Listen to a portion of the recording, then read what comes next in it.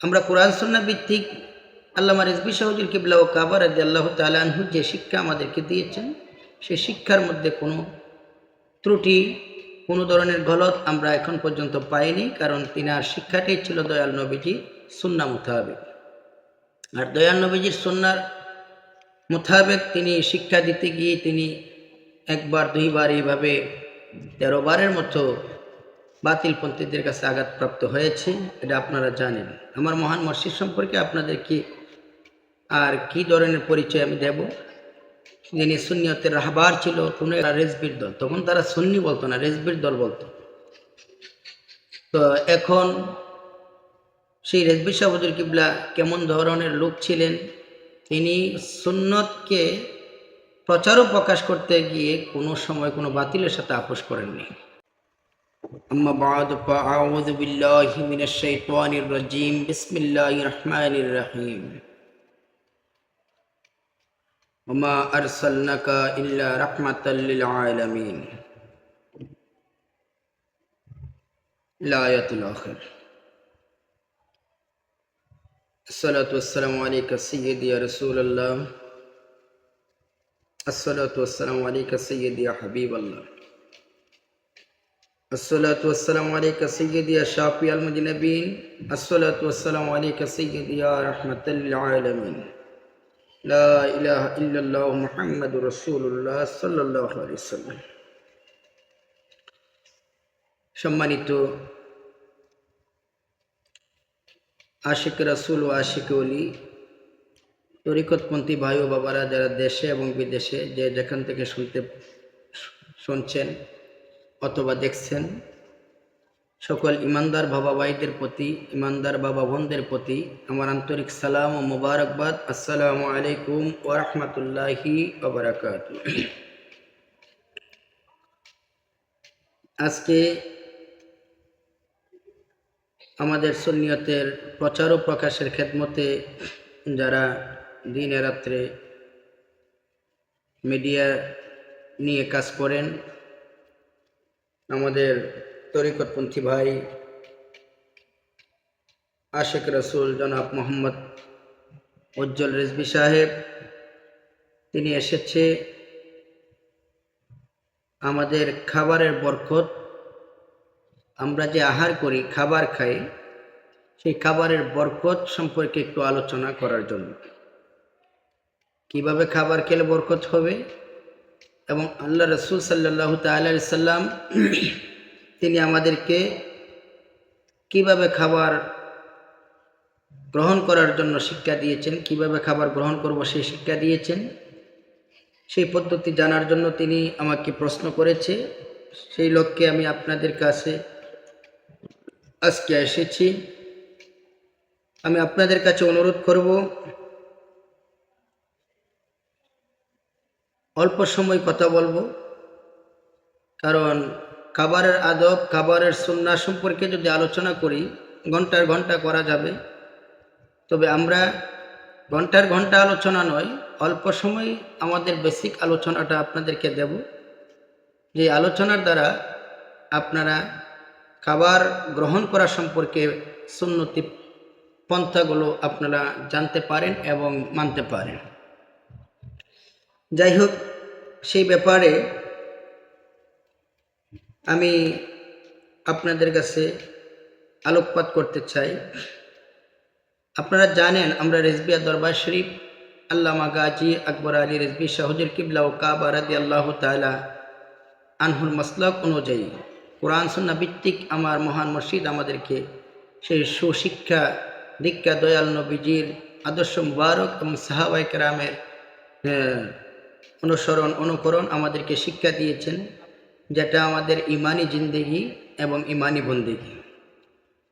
আমরা কোরআন সুন্নাহ ভিত্তিক আল্লামা রিজভী শাহ হুজুর কিবলা ও কাবা রাদিয়াল্লাহু তাআলা আনহু যে শিক্ষা আমাদেরকে দিয়েছেন, সেই শিক্ষার মধ্যে কোনো ত্রুটি, কোনো ধরনের গলত আমরা এখন পর্যন্ত পাইনি। কারণ তিনার শিক্ষাটাই ছিল দয়াল নবীজির সুন্নাহ মোতাবেক। আর দয়াল নবীজির সুন্নাহর মোতাবেক তিনি শিক্ষা দিতে গিয়ে তিনি একবার দুইবার এইভাবে 13 বারের মতো বাতিলপন্থীদের কাছে আঘাতপ্রাপ্ত হয়েছে, এটা আপনারা জানেন। আমার মহান মসজিদ সম্পর্কে আপনাদেরকে আর কি ধরনের পরিচয় আমি দেব? যিনি সুন্নিয়তের রাহবার ছিল, কোনো রেজবির দল, তখন তারা সুন্নি বলতো না, রেজবির দল বলতো।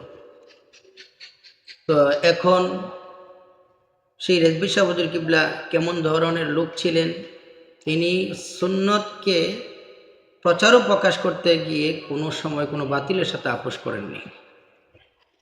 তো যাই হোক, হুজুর কিবলাও এই ব্যাপারে অনেক কথা বলেছেন, আর আমি আপনাদেরকে বলবো, আমাদের প্রথমত অবস্থায় আমাদের অঞ্চল রেজবির যে আশা আকাঙ্ক্ষাটা, তিনি খাবারের সুন্নার নিয়ম এবং খাবার পরিবেশন, খাবার গ্রহণ করার বিষয় জানতে চেয়েছেন। আমরা খাবার বলতে আমরা রুটি খাবার একটা পদ্ধতি আছে, ভাত খাবারের একটা পদ্ধতি আছে, হ্যাঁ, অনেক খাবারের অনেকটি নিয়ম আছে। প্রত্যেকটা নিয়মেই হুজুর সরকার দো আলম সাল্লাল্লাহু আলাইহি ওয়াসাল্লাম আমাদেরকে শিক্ষা দিয়েছে। আমরা এখন বলবো, আমরা যেহেতু বাংলাদেশের মানুষ ভাত মাছ সবসময় খেয়ে থাকি, সেটি আমাদের আগে জানার দরকার।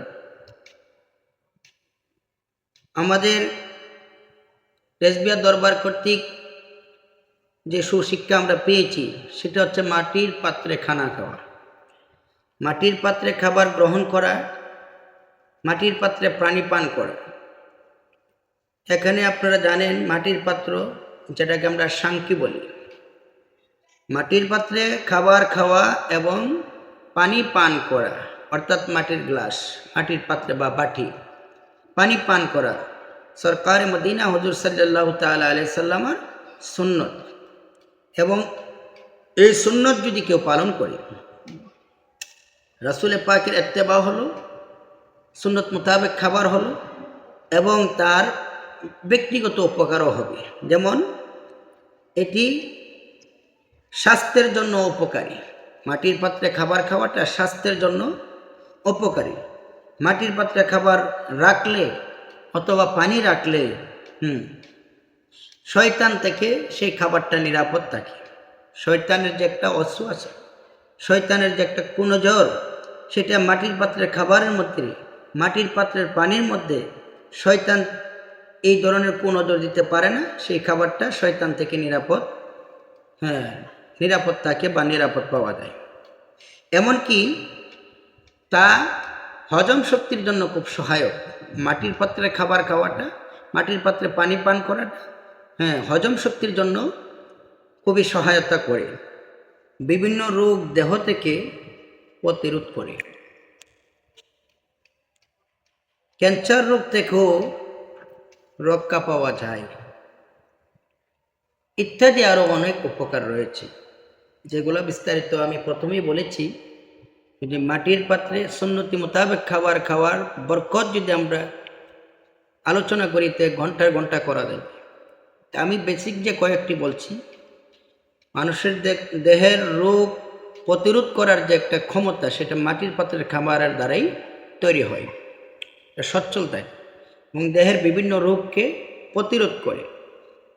এবং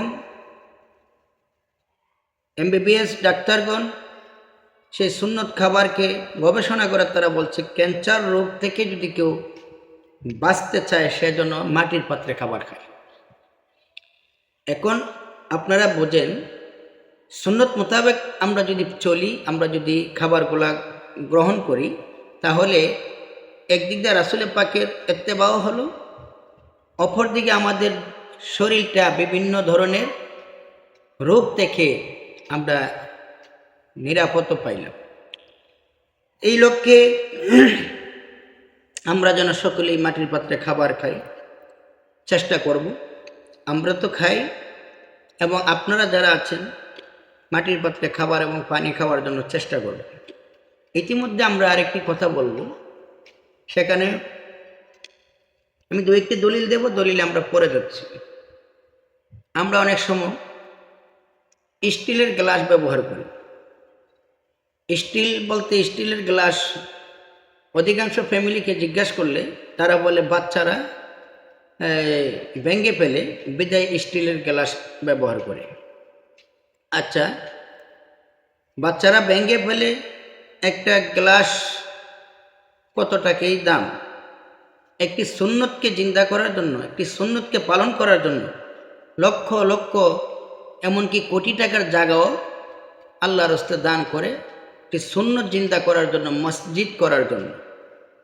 তেমনিভাবে লক্ষ লক্ষ টাকা খরচ করে একটি সুন্নতকে বাস্তবায়ন করে যাতে আমলে নিতে পারে। আর আপনার একটা গ্লাস ভেঙে ফেলবে বিদায় বাচ্চাদেরকে যে স্টিলটা ব্যবহার করা না যায় হারাম, সেইটা আপনারা ব্যবহার করাচ্ছেন। আপনারা স্টিলের প্লেটে খাবার খাচ্ছেন, সেটা যেটা একজন মুসলমানের জন্য এটা কোনো কর্তব্য নয় যে হারাম জিনিসের উপরে হারাম জিনিসটা ব্যবহার করে। তা আপনারা বাচ্চাদেরকেও মাটির পাত্রে খাবার খাওয়াবেন, ছোটোবেলা থেকেই তাদের রোগ প্রতিরোধের ধারণ ক্ষমতা নিয়ে তারা বড় হবে। সেই লক্ষ্যে রদ্দুল মুখতার আলা দুরুল মুখতার, রদ্দুল মুখতার আলা দুরুল মুখতার শরহি তানবীরুল আফসার কিতাবের 26 খণ্ড 370 পৃষ্ঠার মধ্যে একটি ইবারত এনেছে, ওয়ায়ুকরাহুল আকলু ফি নুহাসিন আও সুফরিন ওয়াল আবজালুল খাজাফু ক্বালা সাল্লাল্লাহু তাআলা আলাইহি ওয়াসাল্লাম মান ইত্তাখাযা আওয়ানিয়া বাইতিহি খাজাফান জারাতুহু মালায়েকাতু ইলা আখিরিল ইবারত। এখানে বলছে পিতল এবং কাঁসার পাত্রে, যে কাঁসা জাতীয় একটা পাত্র আছে, কাঁসা যেটাকে দেখা যায়, সোনালি কালার দেখা যায়, যে পিতল জাতীয় নুহাসিন আর সফরিন, পিতল জাতীয় অথবা কাঁসার জাতীয় পাত্রে খাবার খাওয়া মাকরুহ। যেটা আপনারা দেখবেন হিন্দু শাস্ত্রের লোকেরা এগুলা ব্যবহার করে, পিতলগুলা এবং কাঁসা জাতীয়টা ব্যবহার করে, এবং স্টিলটাও তারাই ব্যবহার করে বেশি। তো এখানে রদ্দুল মুখতারের মধ্যে উল্লেখ করেছে পিতল অথবা কাঁসা জাতীয় পাত্রে খাবার খাওয়া মাকরুহ বলেছে। ইউকরাহুল আকলু, খাবার খাওয়া মাকরুহ। আর খাবারের জন্য মাটির পাত্রই হচ্ছে, যেমন আফজালু খাজাব, খাবারের জন্য মাটির পাত্রই হচ্ছে সর্বোত্তম। সর্বোত্তম বলেছে, এর উপরে আর কোনো উত্তম হতে পারে না। ক্বালা সাল্লাল্লাহু তাআলা আলাইহি ওয়াসাল্লাম মান ইত্তাখাযা আওয়ানিয়া বাইতিহি খাজাফান জারাতুহুল মালায়েকাতু। বলতেছে হুজুর সরকারে দু আলম সাল্লাল্লাহু তাআলা আলাইহি ওয়াসাল্লাম তিনি বলেছেন, অর্থাৎ যেই বাড়িতে মাটির পাত্রে খাবার খাবে, যেই বাড়িতে মাটির পাত্রে পানি পান করবে, যেই বাড়িতে মাটির পাত্র থাকবে, ব্যবহারের জন্য থাকবে, সেই বাড়ি জারাতুহুল মালায়েকাতু, সেই বাড়িতে আল্লাহ তাআলার রহমতের ফেরেশতারা জিয়ারতের জন্য আসবে। যেমন সেই একই কথা আমাদের মহান মুর্শিদ কিবলা তিনি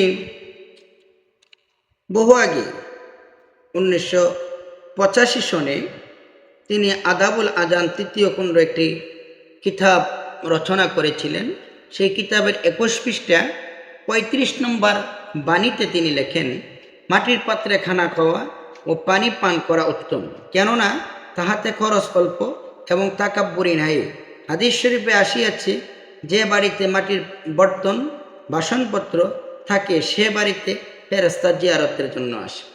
তাহলে 1985 সনে আল্লামা রিজভী শাহ হুজুর কিবলা ও কাবা রাদিয়াল্লাহু তাআলা আনহু, যিনার মাধ্যমে আমি ঈমান পেয়েছি, যিনার সুশিক্ষায় আমি ঈমানের পরিচয় পেয়েছি এবং ঈমান গ্রহণ করতে পেরেছি, সেই মহান মুর্শিদ 1985 সনেই তিনি কিতাব লিখে সেই সুন্নতের প্রচার ও প্রকাশ করে গেছেন।